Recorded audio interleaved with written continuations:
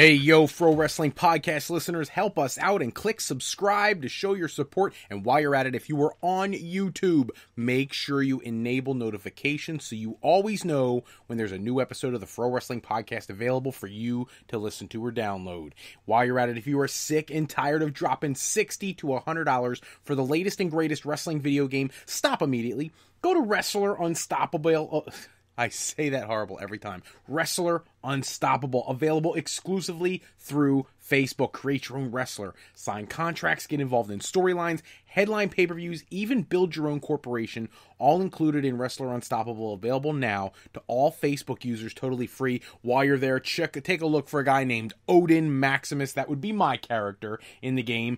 I've been playing since 2011. It is a great game. You should really check that out if you are a wrestling fan and into the video game world. If you want to become a member of the Fro Wrestling Podcast family and you want your name in the shoutouts, like our buddy Harold in St. Louis. Harold, thank you again for another great week of information and conversation. He's a great guy.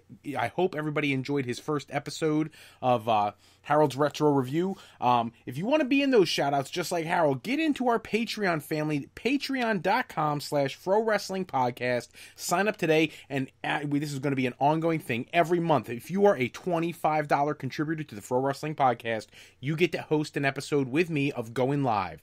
And if you are a $10 a month contributor, you get your name entered into a drawing to also co-host an episode of Going Live. Get some experience with me, with the mic, going live.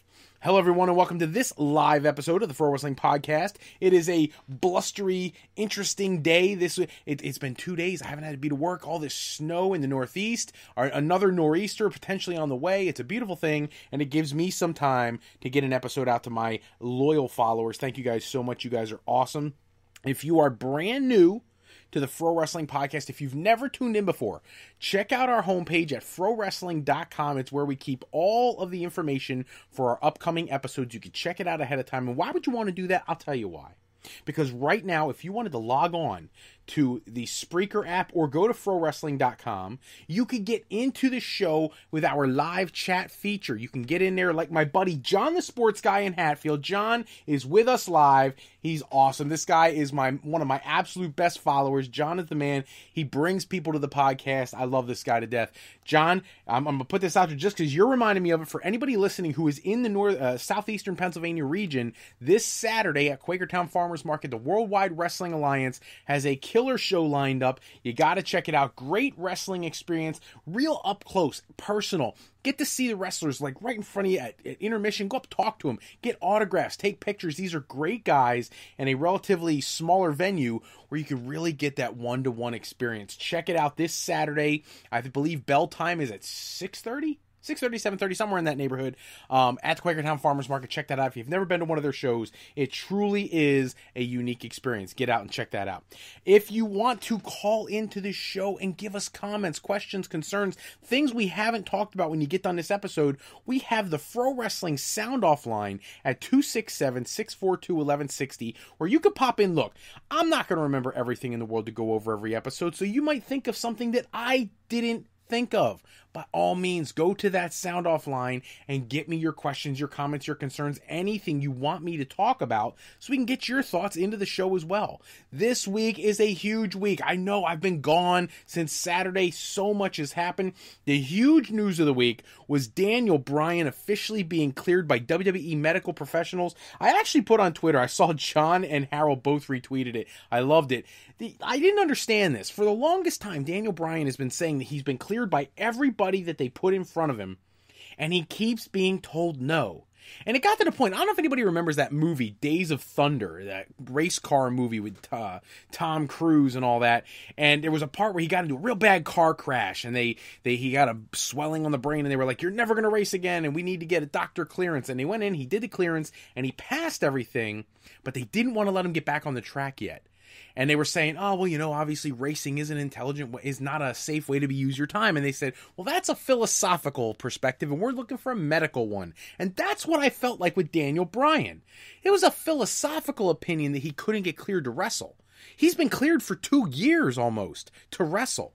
The problem is WWE is so concerned about being a publicly traded company, one that there are legal ramifications if there's something goes awry, and instead of doing the right thing and letting this guy come back sooner, they've made him wait and made him wait. Now, my understanding is that when he goes to Dr. Marone and he finds out, he says, listen, I want to come back. What do I have to do to get back in the ring? And he gives him a list of, I believe the report said 3 doctors.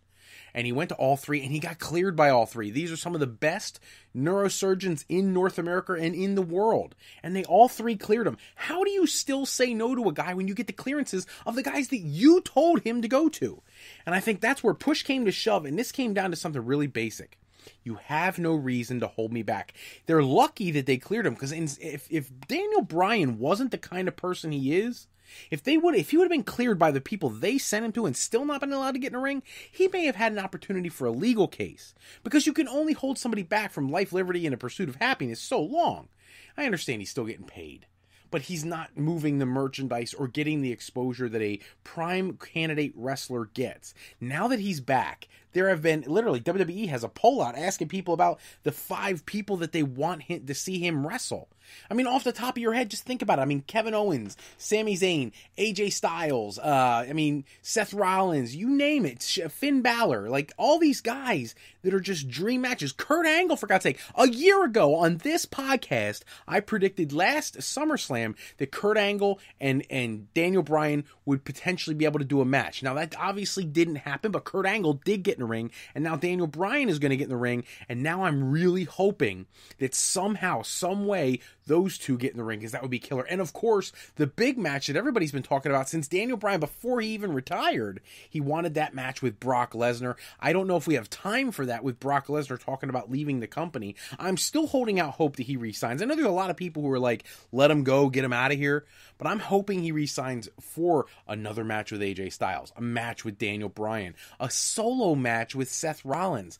You know, some of these huge matches, not to mention the one everybody really wants to see this summer at SummerSlam against Bobby Lashley. I'm dying to see that match. So that was the huge news. Daniel Bryan returning to WWE's competitor list. He got big time physical on SmackDown. For those who didn't tune in to SmackDown, you missed a moment, because it was something special. It's one of those times where you never forget where you were, when you were, what was going on when you see Daniel Bryan get physical for the first time in all this time. 2 years we've been waiting to see Bryan just go off, and he got to do that a little bit at SmackDown Live. Now, obviously, the focus turns to WrestleMania. What do they do for WrestleMania? We had heard speculation all along. They were talking about Bryan being a referee, the match between Zayn and Owens turning into a triple threat with Shane McMahon. But now that he is medically cleared, it has to be a tag team match. Daniel Bryan is the quality of wrestler, even though he's been gone for 2 years. I don't care how long he's been gone. It's almost like Shawn Michaels being gone 5 years, coming back and being able to wrestle. You saw Daniel Bryan on Tuesday night. He did not lose a step. He is ready to go. Get him in that tag team match. He can carry Shane through the match. I'll never get used to seeing Shane McMahon throw those incredibly horrible punches. I just want to see Daniel Bryan wrestle. I'd almost rather see a handicap match between Zayn Owens and Bryan, but whatever. But definitely exciting times to be a Daniel Bryan fan. The Yes movement will be in full force come Tuesday night this week, where I expect they'll announce some kind of change to that match to make it happen at WrestleMania. It would only make sense. Now, with as big a news as Daniel Bryan's clearance is, and it is clearly the headline story of the week, don't get me wrong, another huge one is brewing, because WWE even acknowledged on their website that they have had talks with, they call him Terry Bollea, also known as Hulk Hogan, about a potential return to the company. They emphasize that he is not currently under contract in any way to WWE, but that they have had talks with Hulk Hogan. Look, he had a horrible situation occur in 2015. He's been gone from the company ever since. He's been out for quite a long time. My surprise, and what I'm really proud to talk about, is the fact that, you know, there was a lot of hate and a lot of hurt in the message that people played about Hulk Hogan that had the racist comments. But the outpour of support from the African-American community of wrestlers, Kamala, even Booker T, people who are respected in the industry, Kudos to them for stepping up to the plate and speaking up on behalf of Hulk Hogan. And you know what? I think that Booker T had the best way to bring Hogan back to the company. Clearly the guy feels horrible about what he did, maybe because he got caught, maybe not because he got caught, but Booker T made it clear. It can't just be just bring the guy back and it's water under the bridge. Make sure that he's doing something with the talent and in the community to reinforce those stereotypes have no place in professional sports. They have no place in society, and that he truly regrets the decision that he made. And I think he could be a great ambassador to try to eliminate hate rather than breed hate. And thanks and kudos to Booker T for coming up with such a great idea and a great way to bring Hulk Hogan back to the company. But if that happens, that is another one. It's going to be a huge headline all around the professional wrestling world. Everybody, I think, since, at least from my generation, the ones I was in 1984 when he won the WWF championship, I was young. You know, I was 8 years old when he won the first championship in Madison Square Garden over the Iron Sheik, January 23rd, 1984. I have always been a huge Hulkamaniac, and I would love to see the guy come back to the company, but it's got to be done the right way. We are in a world now where tolerance is high in some circles, but you got to find a way to bring people together and really show some regret for what he said in the leaked footage that came out in 2015. I want to cover something that I consider to be fascinating and very interesting, and that is in New Japan. And for the last week and a half or so, 2 weeks, they've been doing the New Japan Cup. For those who don't know what the New Japan Cup is, and this is something that blows my mind. People in the United States don't get this opportunity. New Japan is amazing at putting together these concepts, kind of like the Royal Rumble leads to a World Championship match at WrestleMania. They have tournaments all year long in different ways. Tag team tournaments, singles tournaments, Best of the Super Juniors, all these tournaments.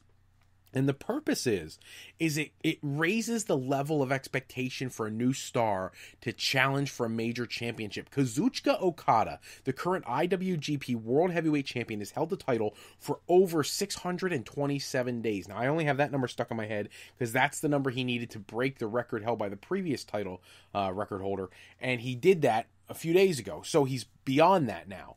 But at some point, you know he's going to have to drop that title, and the question becomes, who is established enough to defeat Kazuchika Okada?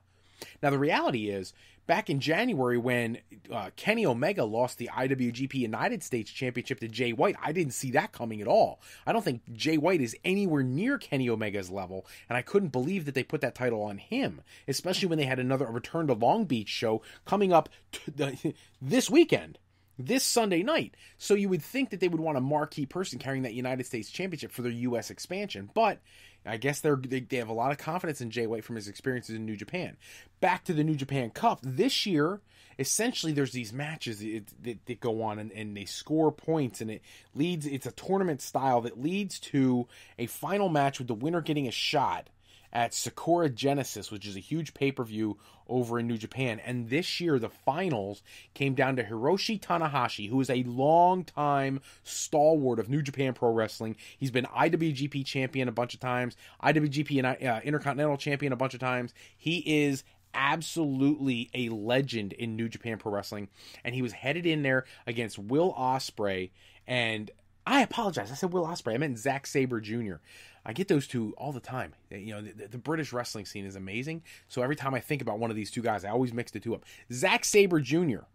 And when you get into the finals, these two had a absolute mat classic, ending up with Zack Sabre Jr. walking out the winner of the New Japan Cup for the first time ever, and he will now go on to Sakura Genesis to take on Kazuchika Okada for the IWGP World Heavyweight Championship. It is a fascinating storyline. The two of them belong to the same faction in New Japan, and New Japan factions are a big deal. Chaos, Los Ignorables, De Japón, all these different groups. Suzuki Gun, which houses one of my favorite tag teams, the Killer Elite Squad, Davey Boy Smith Jr. and Lance Archer. All these groups over there are such a big focal point of their programming, and these guys are in the same faction, so it'll be interesting to see how they book this. So, if you are not a New Japan diehard like myself, go to Access Television. If you got a DVR or something, grab a couple episodes. Because right now they kind of have this push to Sunday night where they're showing all these amazing episodes, and you're getting to see some of their historically awesome matches. AJ Styles versus Shinsuke Nakamura the first time they met at Wrestle Kingdom 10, and things of that nature. So check that out, and just keep your eyes out for Sakura Genesis. It's going to be an amazing World Championship match. In scary news for the WWE, AJ Styles was injured at Madison Square Garden this past week at a house show. Very concerning considering we're in WrestleMania season. We're like 3 weeks away from Mania, and we can't have the WWE champion go down to like some major knee injury, but he did get hurt. He's been pulled from all house show events leading up to Mania, and he hasn't appeared on SmackDown in a wrestling capacity either. So it's definitely a situation to monitor closely. They're saying that they think he'll be good to go for WrestleMania, but it doesn't change the fact that this is a scary situation, that you almost lost one of your big draws, the most important draws for WrestleMania. The injury bug, I mean, this is the wrong time of year for it to bite. Now, the thing is, he's not the only one. Rey Mysterio still dealing with his bicep issue, still negotiating with WWE despite the fact that he actually signed a deal to become part owner and a performer for Arrow Lucha, which is going to be taping episodes in May and June. And he's also was supposed to appear at the New Japan show this Sunday night. And that's not going to happen now. He's been pulled from the card because of the bicep injury. But he is still negotiating with WWE as well, which is a unique situation. I'm curious to see, you know, if he appears at Strong Style Evolved in the non-wrestling capacity, because he said he was going to be there for this dream match against Jushin Liger that now is not going to happen. Being a member of the Arrow Lucha roster and owner, how does that play into future dealings with WWE? And then what kind of schedule would WWE be looking for him to do? Because I know he wants a more reduced schedule. But the fact that they're still talking is mind-boggling. But we'll have to wait and see what happens. Hopefully he finds a way back to the WWE ring in time for WrestleMania. I think he'd be a great addition to what is turning out to be a stacked card. Really great matches for this card. I want to give some reaction to Ultimate Deletion. That was a big topic of conversation this week as well. Look, I never expected Ultimate Deletion to be a 6-star quality wrestling match like Okada and Omega last year, okay? That's not what we should be looking for. This was about cinematography. This is about storytelling. This is about a whole different creative flow. And Matt Hardy did an amazing job with Ultimate Deletion. The match with Bray Wyatt was bizarre. It wasn't conventional. You had cameo appearances by Senior Benjamin, from Rebby, from King Maxwell, and like everybody. Jeff Hardy, like everybody was there. It was just like the TNA product, but production quality was even higher. And the really crazy part about it is Vince McMahon going into it was very hesitant, one, to get it on the air, and two, to let it be the main event and close the show. To his surprise, that the Ultimate Deletion match was buzzing on social media, was the #1 trending terms worldwide for over 3 hours. And it retained over 3 million viewers in the final hour of Raw, the final clip of Raw. So it's huge, the success that they had with this match. It ended in an interesting way. We get to find out, you know, I wonder what happens with Bray Wyatt from here. Does he somehow come back in some new way? Is he going to be repackaged? Does he come back as Bray Wyatt, but in a different motif of some sort? I don't know. It's a curious thing for them to do right before WrestleMania. I'll be curious to see what his role is at Mania, unless he's taken some time off the road. You know, that's possible too. Maybe this was a way to write him off television until they can figure out what to do with him. There was a time when if you would have told me that Bray Wyatt was going to be lose so many matches and be a jobber essentially, I'd have thought you were insane. But now, that's kind of what it has become. He's lost to everybody. He's beaten a few, but he loses more than he wins, and he's not believable as a legitimate threat to anyone anymore. No offense to Matt Hardy, but Matt Hardy doesn't belong beating Bray Wyatt if Bray Wyatt is a world champion contender. So clearly he's not. Maybe it's time for a repackage. I have a problem with that because I thought his character was so unique. It's one of the best in the business. So repackaging it is a problem for me. I think you just need to book him differently. You know, if you guys have a way to book him, put it in the comments section on YouTube, on the chat feature. Totally up to you. We'd love to hear from you. I want to send out another get well to Vader. Vader this week, he went through heart surgery. It was not a success. Now, the thing is, he has announced on Twitter that now he's going to go in for full open heart surgery, and it is a tough surgery to make it through. Well wishes and prayers to Vader. We hope he gets well. This is a guy who, I don't care what anybody else says, this guy made a huge mark on the business. He deserves to be in the Hall of Fame. I'm backing up Mick Foley, who has the same opinion on that, and it would be a great thing to see him walk into the Hall of Fame, getting his ring himself, not somebody doing it posthumously. So hopefully Vader makes it through this procedure. I will be thinking of him all week long. I'm really hoping the guy pulls through. He's a great guy. Speaking of the Hall of Fame, the newest Hall of Fame inductee, Mark Henry. Can't think of somebody more deserving. Talk about a guy, in this world of professional wrestling, historically speaking, people would change companies, change loyalty, change brands quite often. Mark Henry never did. He's been a WWE guy from the minute he stepped into the ring. He's been amazing as an ambassador for their company. He has held many different championships. He's been willing to put on, it doesn't matter what the character was, whether it was sexual chocolate and getting busy with Mae Young or World's Strongest Man to the House of, the Hall of Pain to whatever. He's always been willing to do whatever the company wanted him to do. Highly emotional retirement speech back in 2013 that turned out to be, a swerve as he attacked John Cena. But the reaction he got when we thought it was real just told you then how much the crowd appreciates him. So I'm thrilled to see that he's going into the Hall of Fame. I think he is definitely deserving. There are a lot of people who go into the Hall of Fame in the last several years that I don't feel like even belong there. I really don't. I'm sorry, I don't. I don't think Coco Beware belongs in the Hall of Fame. Sorry, Coco Beware. I'm not trying to, cut on Coco. But I think when you've got somebody like this guy who's been a world champion, you know what I mean? He was a European champion. He's been multiple-time champion, and he's done so much over such a long period for the company. That belongs there. Heck, even The Godfather.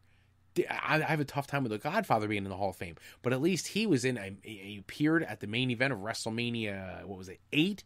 He came out during the Hogan-Sid Justice match. He got involved with the Intercontinental title picture at one point in time. He has a little more clout. But, there's just some guys who get in who you're just like, it's a head scratcher. This is not one of them. Congratulations to Mark Henry, an extremely deserving inductee, and I'm thrilled that they rounded out the class this year with somebody of high validity. We could ditch Kid Rock. I'd be okay with that. I actually like Kid Rock's music, but I don't really want him in the Wrestling Hall of Fame quite yet. Just saying. It's my opinion.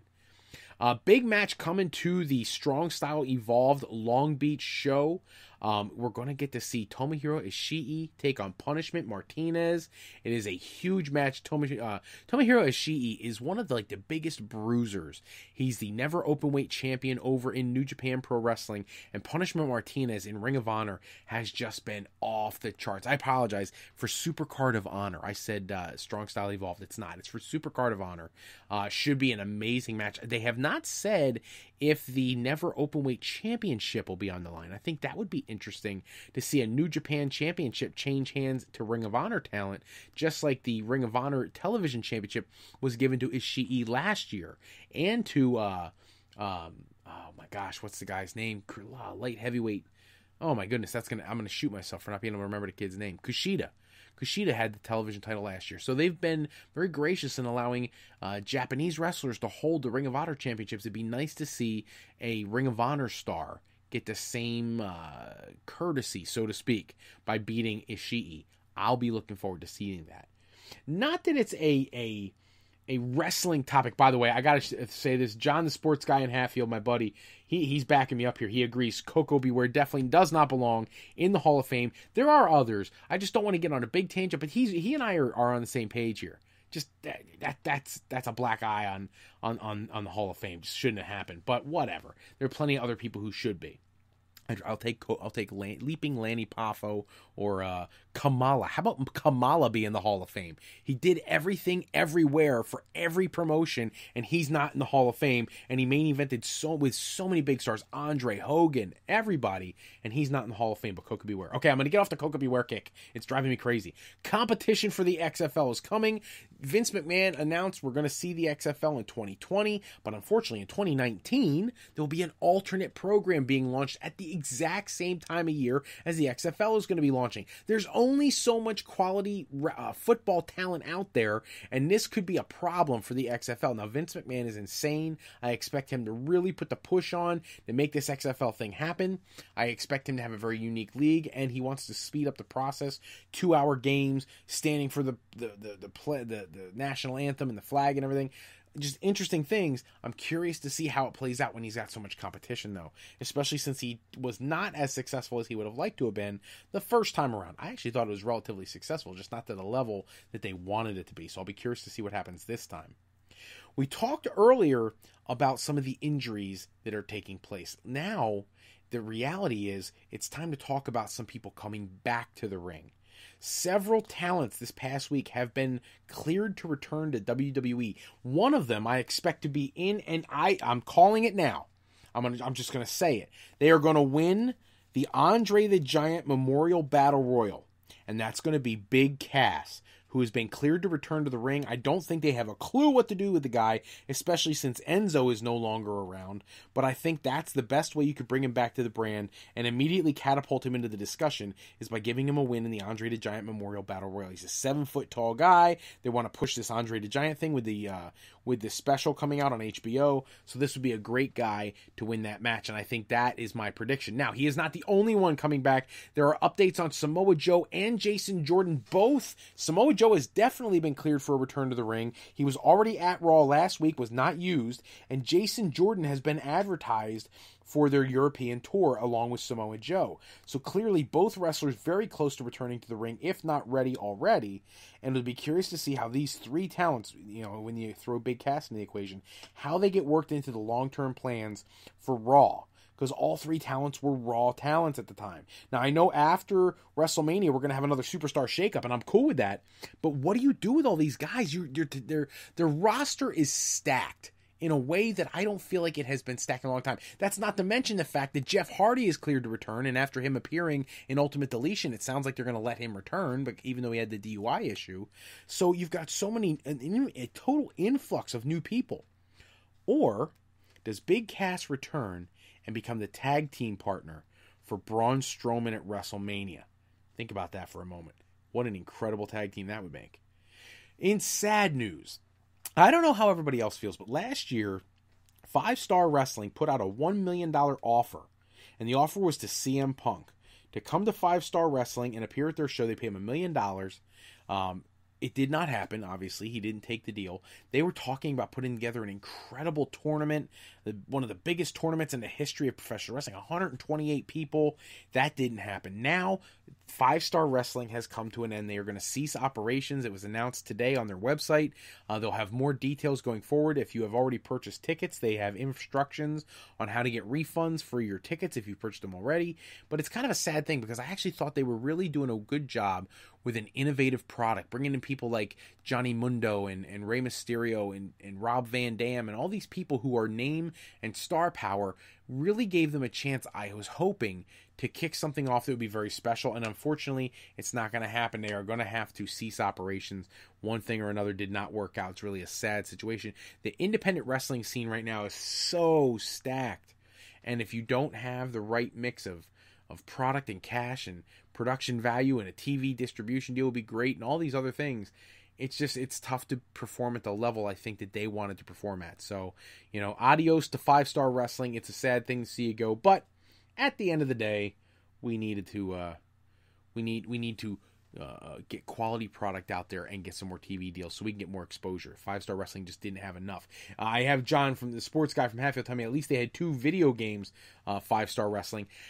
The video game market is so narrow. That's the hard part. You got the kids who see that stuff, but when a kid walks into a video game store, think about it. They're walking in saying, "Hey, where's WWE 2K18 or whatever?"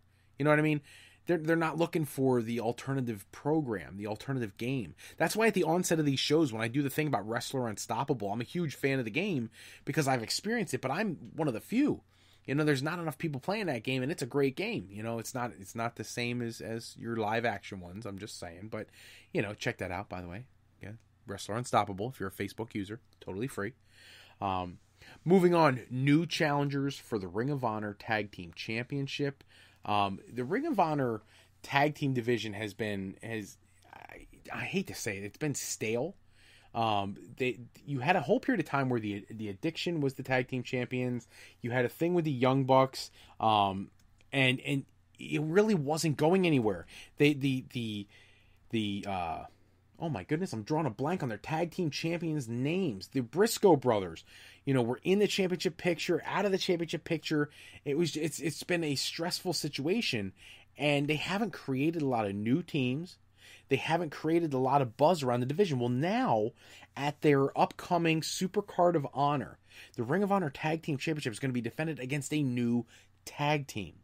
And so, what I'm interested to see here is how this goes down. Apparently, at the show, Jay Lethal has been the television champion. He's been the world champion. This is his chance to get the Grand Slam. He is bringing a tag team partner with him to Supercard of Honor 12, and it's going to be Hiroshi Tanahashi from New Japan Pro Wrestling. So, when you look at that match on the surface, it's like, okay, here's this brand new team, Lethal and Tanahashi. No chance they win the tag titles. But the reality is, this would be the perfect opportunity. At the same show, remember earlier I said Ishii should lose the Never Openweight Championship to Punishment Martinez. I think here the Briscoes should lose the Tag Team Championship to Tanahashi and Jay Lethal. I think it would only be fair to give Ring of Honor an opportunity to bring in a real great influence, a legend from New Japan, and make him a huge focal part of that match, and give him a chance with the belt. Why not? What are you waiting for? He's an incredible talent. He has name brand recognition. They're doing that North American expansion. It would be a great way to wrap that tag team vision around some really new and exciting material.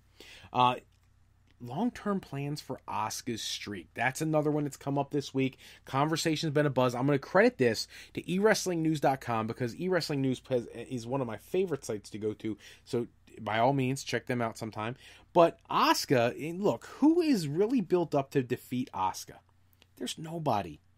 Charlotte, maybe, but she's not facing a Charlotte Flair who's been made to look unstoppable. Charlotte Flair has been beatable. Charlotte Flair, since going to SmackDown, took months and months to finally win the SmackDown Women's Championship. Asuka now, as I say that, Asuka hasn't won the Raw Championship either, but Charlotte was on WWE main event programming for the better part of 2 years, and she couldn't get the job done until late last year. Asuka had only just been brought up to the brand at the end of October, so she's only been there a short period of time, so I don't expect her to be where Charlotte is. Now, fortunately for her, she is, and I expect her to defeat Charlotte for the SmackDown Women's Championship. But see, that's the problem. Charlotte's the only person who poses a threat to her. So, the long-term booking for her would be for her to win the SmackDown Women's Championship and remain undefeated for another year.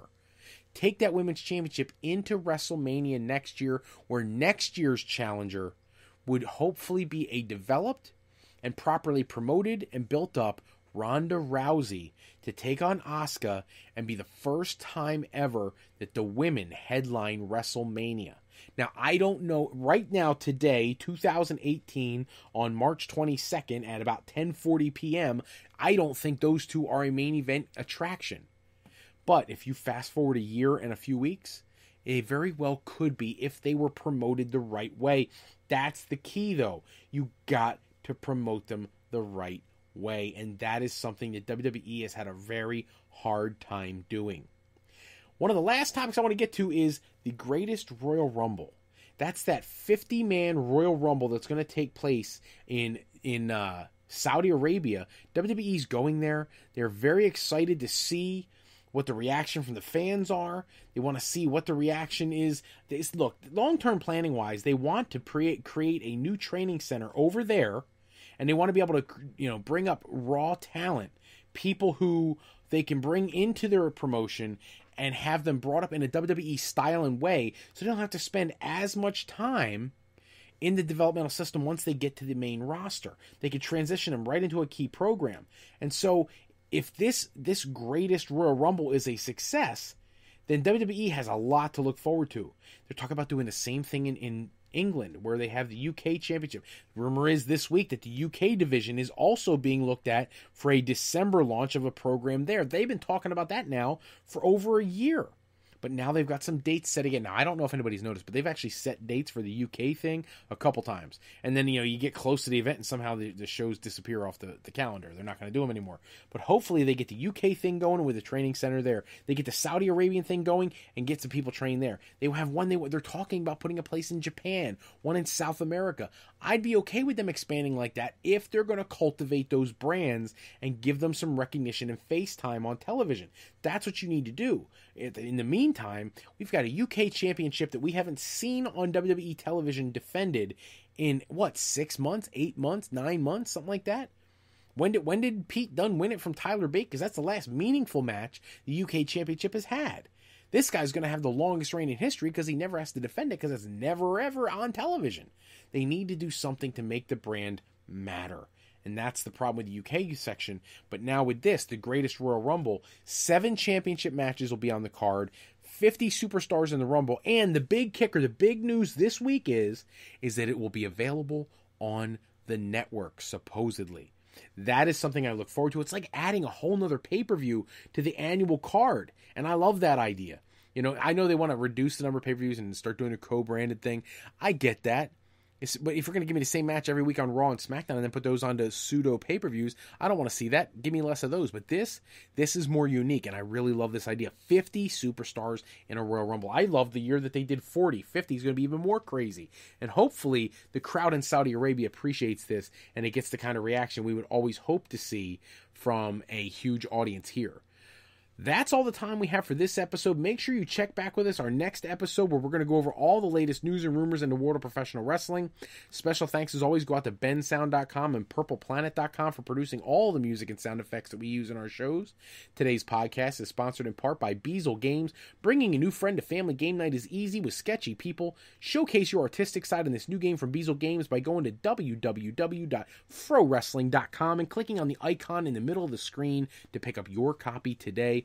And to AlleyRepair.com. Contact Alley Repair today for servicing of all your classic skee-ball, pinball, and arcade game needs. If you're looking for your next career move and you're considering college, university life, or you just need some formal training for that next career decision, go to our other website at www.frolifeplanning.com for all your higher education needs, as Fro Life Educational Planning is for today, for tomorrow, and for life with Fro Life.